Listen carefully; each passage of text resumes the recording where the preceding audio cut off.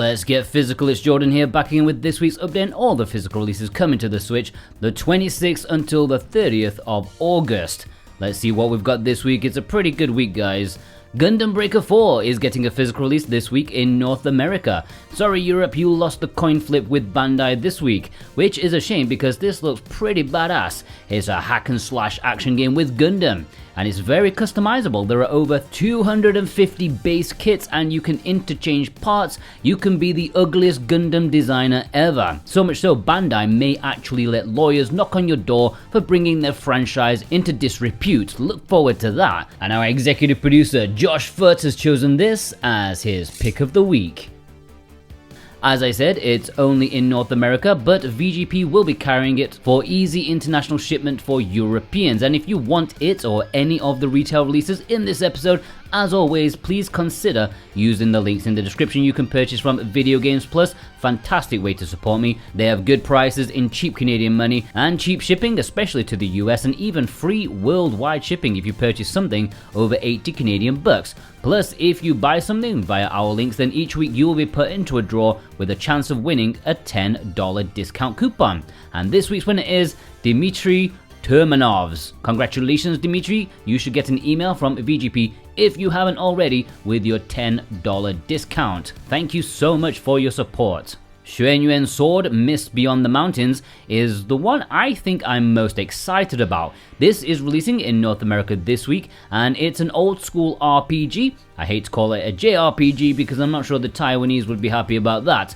but you know, it's that style, traditional, turn-based, your classic Final Fantasy jobbo. And for me, this is a really commendable one that feels very nostalgic, even though I'd never played it prior to my review on this channel. I really like it a lot. It's old school but not overly archaic and feels like a window into another time when I played RPGs other than those from Square. It's made me a fan of the series, and I'm really hoping we get more official English translations in the future. There is a standard and collector's edition available from VGP, and they are gorgeous. Emio, the Smiling Man Famicom Detective Club is a very interesting release, a release from Nintendo and a sequel to a Famicom series. You may remember we had the Famicom Detective double release, remakes of classic adventure games for the first time in English. They must have been successful despite not having a physical release.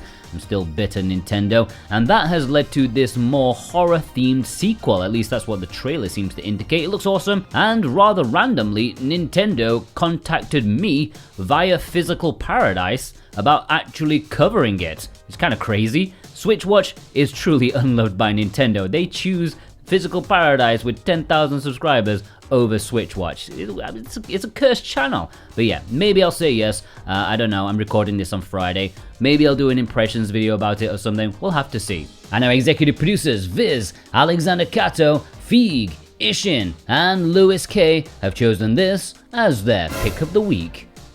Shadow of the Ninja Reborn is a game I've both been looking forward to and a little bit trepidatious about it because it's one of those Taito remakes from Tengo Project, and my god did they do an absolutely fantastic job with Wild Guns, Pocky and Rocky, one of the best reimaginings ever of a fantastic game. I heard Ninja Warriors or Saviors was also good, so there's no doubt a bunch of effort is also going to be put into this one. I just kind of wish it was a different game, you know? It doesn't seem like my kind of action platformer. Oh wait, there's a green-haired ninja babe, where is my wallet? You may remember Strictly Limited did their partner store version of this with their own cover sleeve and a collector's edition. I don't know how that's getting on, but the retail version is out this week. And our executive producer, Punky Dooster, has chosen this as his pick of the week. The Doinksoft Collection is releasing this week, and this is a nice looking triple pack of games, two of which have seen physical releases already from Special Reserve, but more dollars needed to be added to Devolver's cash reserve, so we're seeing them pimped out again. Gato Roboto was a nice dinky Metroidvania. Demon Throttle was one of the greatest marketing grifts ever seen. Well done on that one, Devolver. Those two had physical releases already, but the final game, Gunbrella, is making its physical debut. It's a pretty good side-scrolling running gun from what I can see. All three are pretty swell games, so it's decent value for your money if you don't own any of them already. And also, one would assume Gato Roboto won't have a broken physical release this time. Leo, the Firefighter Cat, is releasing this week, and it's easy to look at this and call it shovelware garbage, but part of me is slightly hopeful it could have a bit more meat to it. I think I might be getting suckered into this one, I don't know, maybe it's just got a cat on it. Maybe if it was a firefighting rat, I'd have probably instantly thrown it on the fire rather than putting it out. But I don't, you know, I'm keeping an eye out for this one. I'm going to check some reviews, see what it's all about. Monster Jam Showdown is another Monster Jam game. It's another one that's different to the last one. How? Who cares? My favorite Monster Jam game is the one that said it's monstering time and then jammed all over the place. That is the one and only time I'm going to use that meme in my life. Feel cursed that you were witness to it. The Outer Wild Archaeologist edition is releasing this week. Is it me, or does it feel like this has taken an absolute lifetime to happen? I feel like I've read the name of this game on a daily basis. I should probably check out what it's all about. It's a time loop game about adventuring and exploring, solving the mystery or something like that. I've heard it's a borderline masterpiece. I don't know what archaeology has to do with this edition. Hopefully it's unearthing a Stargate. And our executive producer, Thorn Metal Luna, has chosen this as his pick of the week.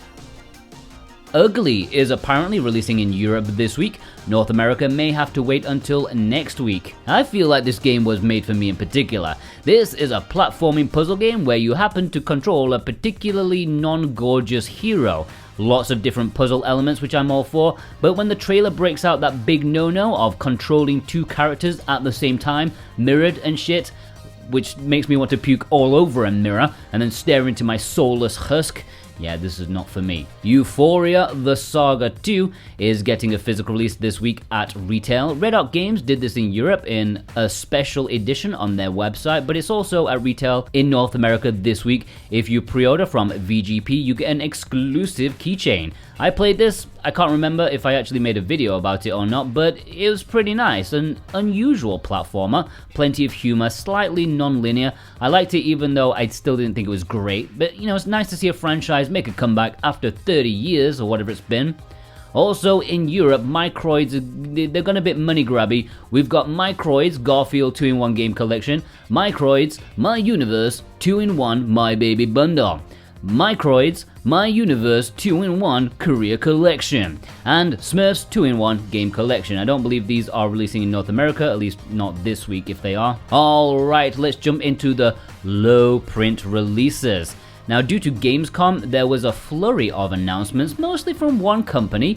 I went over most of them in extreme detail over on Physical Paradise, so if you want the full lowdown and breakdown of the physical editions, be sure to watch those videos after this one, but let me go through them quickly here.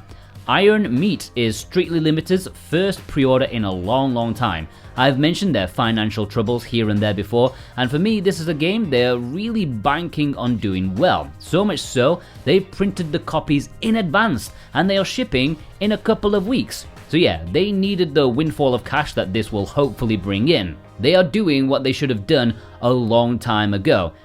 You can't even order this off their website yet. I think that will be when they properly get their actual fingertips on the game, but you can pre-order right now from Video Games Plus with the links in the description.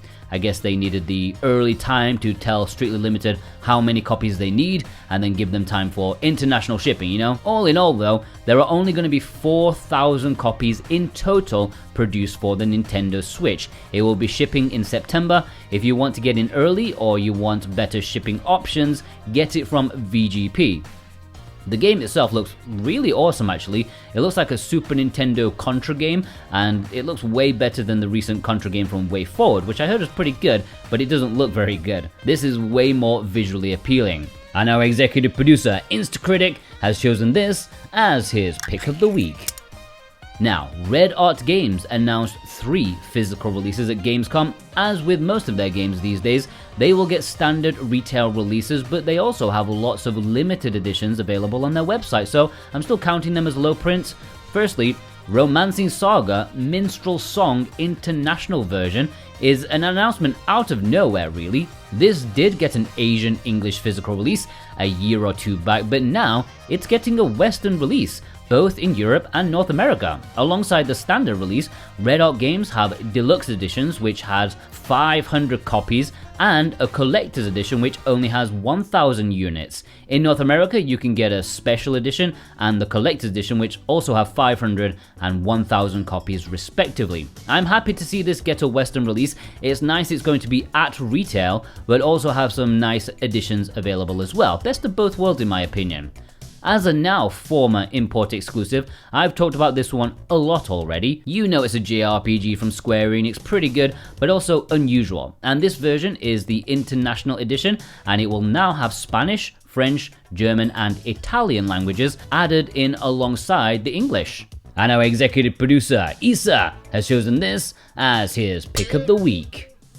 Macross Shooting Insight is a pretty big shooter for Macross fans. It's the first time Macross has had an official game translated to English, if you don't count Robotech. These are words that mean something to someone. In my head, I could have just literally said, this is the first time there's been a yellow bungaloo released in Djibouti, as long as you don't count the rainbow kangaroo. It's literally the same thing. I couldn't be any more clueless about this, but it's a shooter.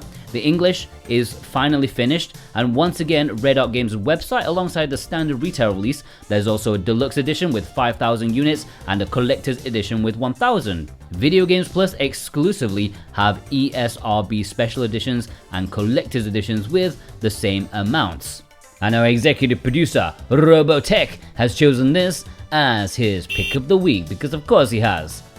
Broken Sword, The Shadow of the Templars, Reforged. Oh my god, one of my favorite games of all time, maybe the best point-and-click adventure game of all time, is getting a gorgeous looking remake on Switch and of course other consoles.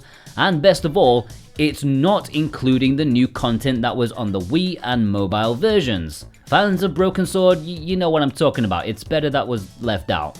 This is just the original game, looking and sounding way better, and I'm delighted it's getting a retail release, but there's also a deluxe edition, exclusive to Red Arc Games website, 500 copies, if it's still available. It looks very tempting. Something tells me it's going to sell out pretty quickly, and VGP have their 500 copies of a special edition. I'm very excited about this. I've mostly told publishers to stop sending me games because all of the customs tax is too expensive for me, but hey, Red Arc Games, you can send me this one, alright? I won't say no to this one. Cheers. And our executive producer, Brent McLean, has chosen this as his pick of the week. And of course, if you choose to pre-order any of these games via Red Arc Games' website, firstly, use the links to support me, and then I will support you with 10% off. Yeah, you can get 10% off with the code SWATCH10. Sonic X Shadows Generations is Limited Run's latest Switch release, and no, don't faint, it's just the collector's edition of this game, which will be getting a retail release. And boy do Limited Run want to make the most of those rabid Sonic fans, because they've got a $250 collector's edition to sell to them. Rest in peace to those who collect steel bucks. I don't know, part of me thinks, you know, this looks decent, I like those Chow figurines, but then the other part of me is thinking, this is themed completely wrong. I mean, it's called Sonic Generations because it wants to celebrate the then 3 generations of Sonic. The 16-bit era, the Dreamcast era, and then the third-party era. Yet here we have Limited Run bukakeing all over the Dreamcast. Now don't get me wrong, I bloody love the Dreamcast, but it seems very tunnel visioned, like where are the other generations? And also, the price is ridiculous, but hey, I'm sure Sonic fans will be slurping it up. Valkryia Chronicles is Limited Run's much better release this week, and yes, big props to them for getting it. Valkryia Chronicles is a physical I've wanted for a long time, and realistically, the only company who SaGa would have listened to is Limited Run, like nobody else would have done this. Of course, retail would be nice, and I'll be waiting for VGP to get copies of it in, but I'll be sure to get it at some point. The Switch got number 4 physically already, but this port of the first game was always just a digital release, and it made me very sad. Made by the same team that pretty much did Skies of Arcadia, that's all you really need to know about its quality. I love it. Alright, the import section. As always, if you want to import any of the games, please use the Play Asia links. But firstly, there are a couple of updates I need to give you. my discount code, Jordan24, that was due to run out at the end of the month, but instead of getting a new one, I persuaded PlayAsia to just extend this one until the end of the year, which it has been, so enjoy that for the rest of the year, Jordan24 for 5% off. Secondly, as you know, every year I make a giant imports video. Well, this year I've released it already, but not on SwitchWatch. Aside from this Monday's physical video, I have been doing all of my videos over on Physical Paradise, and that is where you will find a giant 2.5-hour video dedicated to listing and talking about every single Nintendo Switch import that may be worth your time if you're a collector. Over 450 of them. So if you're not subscribed to Physical Paradise, you should be, because that's where you'll be able to see me in the future. Everything physical related that's not in this video series will be over there. You are missing out if you're not subscribed. But back to this week, and boy are we getting some tasty imports. ANNO Mutationem is the big one for me, even though it's technically got a limited run release. I only care about this Japanese one, which is coming this week and will play in English. This is such a fantastic game, a stylish game that almost made me fall in love with indies again. It feels ambitious. It doesn't feel like every other game. It's not a deck building roguelike gothic Metroidvania. It's got cyberpunk style, it's got an interesting story, great visuals, and I really enjoy this game, and so I'm happy it's getting another chance of a physical release, so the people I warn about how good this game is can actually pick it up for a good price now. I'm spreading the word, and I'm spreading my wallets open. I don't know if I can spread a wallet. Can you do that? I know executive producers God of Resin and Alex M have chosen this as their pick of the week. Umamusume Pretty Derby Party Dash is a crazy looking party game. I think this probably won't be for everyone, especially if you're not into multiplayer party games. Me too, kinda. But I think this one stands out in the crowd. If I kidnapped a few friends off the street, after making the ransom videos, I'd be more willing to whip this out than say Mario Party. Anime pixel girls doing some sporting things seems fun, cheerful, and has a soul. So yeah, I'm all about this. It's coming in a standard and deluxe edition, which comes with a DLC code, a block acrylic set, special pouch, and art book. I'm also super grateful that I probably won't have to say the name of this game as often anymore now that it's out. Everlasting Flowers is an intriguing visual novel. This is a brand new VN that the world has never seen before. Co-developed by Flower Studios and Sprite, it's promising since the latter are known for their visual novel Alcana, which is one of the better, standard VNs you can get on the Switch. This is a Yuri VN and is being translated by Frontwing, who again generally do really good stuff. There's a standard edition as well as a collector's edition, which includes a special box, original soundtrack, visual book, and piano concert. That's what the listing says, and I 100% trust that it's going to fit an entire musical hall, audience, and performers into a special edition box just for you to pay $100 for it. Definitely not a mistranslation. Zoeti is an interesting release, probably for a few people, not me personally, because I'd like to take some scissors to the cards in those decks.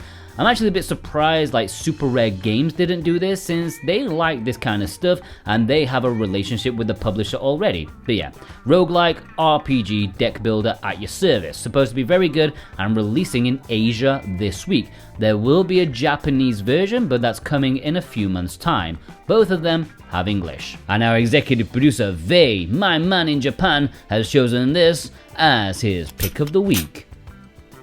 Witch Spring R is releasing in Japan this week with English. The North American release is happening in late October, so if you want it early, you might want to pick this up. This is supposed to be a really great game. Like, I enjoyed Witch Spring 3 with its cute budgeted mobile feeling. Yeah, it's fine. But this is supposed to be a big step up. It's supposed to feel like a proper game, a story-driven RPG with an alchemic twist, and I'm here all day long for this one. I might give this early version a try since it has English, and it's also like $10 cheaper. And our executive producer, Cartoon Soren, has chosen this as his pick of the week. Mushihimesama A quick mention to this since it's releasing in Asia this week. Limited Run did this already, and it's been announced that Europe will be getting a retail release of all of these cave shooters. I think there's like 4 of them, this included, so now it's not an essential import, but if you missed Limited Run and you don't want to wait for Europe, it's an option, and this is the most appealing cave shooter for me, just from a visual standpoint. I don't know anything about the gameplay. Japan is also getting all of these. None of them have English, but the one called Kamibako Mythology of a Cube probably will have English in the future, but probably will have a separate release later down the line, nothing to do with the Japanese version. Alright, let's jump into the community spotlight. I'm still going, guys. Queenie sent in this photo with a bunch of imports, mostly of the visual novel variety. If you haven't seen my giant visual novel video on Physical Paradise, go watch it. Many of these are very highly rated. Executive producer Instacritic sent in this photo picking up Moonlighter, the Japanese version, which is better than the Western one since it has the DLC on the cartridge. So if you wanted to buy Moonlighter, this is the best version to get. Executive producer Vei, my man in Japan, sent in this photo, not showing too many Japanese things this week, only the Gold Archives collection, but it's interesting to see the reverse importing. Like, if you guys think it's fascinating importing Japanese games, how about people in Japan getting the absolute wealth of Western exclusives that they're missing out on? Executive producer Lewis K sent in this photo. I actually only very recently learned that Hades 2 is actually a thing, it actually exists, and people are actually playing it. It's just not on the Switch. Like, when did that happen? Executive producer Thorn Metal Luna sent in this photo. Come on, Konami, make that Metal Gear collection like $20. I would buy that all day long as I didn't buy the other console versions first. Needless Dragon sent in this photo picking up these games. Must be a recent one since I assume Vampire and Crime O'Clock were picked up during their really nice sales at Video Games Plus. I actually think Crime O'Clock sounds and looks rather interesting as a game. Executive producer Precision Plague sent in this photo, including Omega 6, which sadly doesn't have English, but I think the company are working on an English version of the game. But don't know if it'll have a physical release, fingers crossed. G. Bautista sent in this photo picking up a big bunch of Super Robot Wars goodness, perhaps my favorite imports of all time, aside from maybe Romance of the Three Kingdoms and maybe some JRPGs.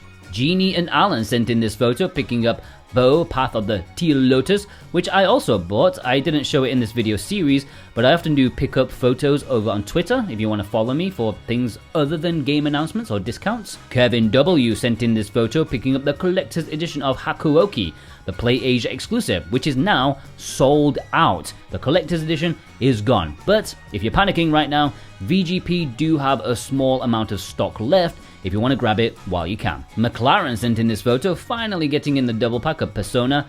Come on, Asia, give me a double pack. I will love you forever if you do, with English of course. Executive producer Cartoon Soren sent in this photo of the collector's edition of a Play Asia exclusive, Dead in Vinland, representing the Scandinavians. Of course, I have this, but I'm not sure I will ever actually play it. Alright, let's have a roundup. Paul S. Kiel D. Berry Gaming 24/7. Reg. Andrew R. Shane L. Martin. Morality. Vast Neon. Mickey McFlynn. Radio to Rancid. Adamantium. Choco Loco James. Alright, if you want to send your pictures in, send it to me on Twitter. You can DM me, if you can DM me, at SoWhatAboutGame. We have an email address, switchwatchspotlight@gmail.com. And of course, our Discord, the server link should be below in the description. You can submit it in the submission section. Thank you for watching. And thank you to our executive producers, Dane Wilkinson, God of Resin, Boombox, Brent McLean, Alexander Gatto, JCross7776, Punky Dooster, Cartoon Soren, Robotech, Raven Knight, Thorn Metal Luna, Issa, Vey, Offphone, Instacritic, Precision Plague, Alex M, Feig, Josh Foot, Ishin, Viz, and Lewis K. Plus you, yeah, you watching right now. If you watched all the way through, please leave me some meat emoji in the comments in honor of Strictly Limited's Iron Meat. Have you got some meat you can give me? I don't know. Go check out Physical Paradise. There are so many videos over there that I've done in the past week or two. And yeah, if you like physical stuff, you're watching this video, you've watched this far, you should be subscribed to Physical Paradise, okay? Do yourself a favor, okay? I'll see you guys over there. Take care.